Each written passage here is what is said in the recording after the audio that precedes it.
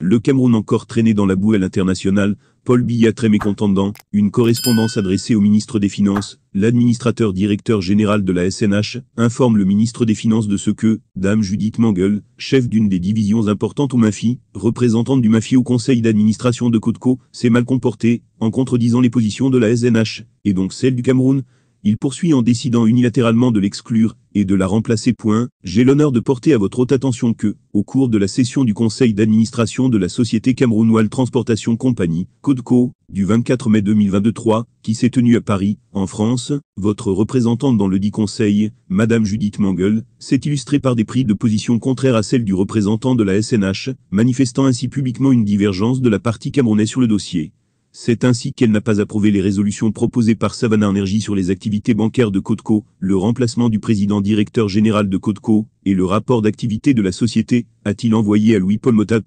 La SNH, dans la perspective d'augmenter significativement sa participation dans CODCO, a conclu un partenariat stratégique avec Savannah Energy, qui prévoit un soutien mutuel dans la gestion de la société. Bien qu'informée de cette orientation qui préserve les intérêts du Cameroun dans CODCO, votre collaboratrice a choisi de s'en démarquer, en exprimant sur les points susvisés un vote divergent de celui du représentant de la SNH. Par ailleurs, elle a pris part aux assemblées générales ordinaires organisées par le Tchad au terme du conseil d'administration susvisé, en l'absence de la SNH et de Savannah Energy, bien que n'ayant aucun pouvoir de représentation de la SNH, seul actionnaire de CODCO pour le compte de la République du Cameroun. Cette situation, monsieur le ministre, vous vous en doutez, conforte le Tchad dans ses prétentions hégémoniques sur cette société stratégique, et traduit un refus de collaborer avec la SNH, dans la défense des intérêts du Cameroun dans CODCO. Poursuit-il. Dans ces conditions, la SNH se voit contrainte de procéder au remplacement de Madame Mangel, dans le conseil d'administration de CODCO, et cooptera à cet effet, dès le prochain conseil, un nouvel administrateur que je désignerai, soucieux de la défense des intérêts stratégiques de l'État du Cameroun en CODCO, conformément au mandat que le chef de l'État m'a confié en la matière, conclut-il. Le SGPR, saisi de l'affaire, a envoyé une correspondance retour à Adolphe Moudiki.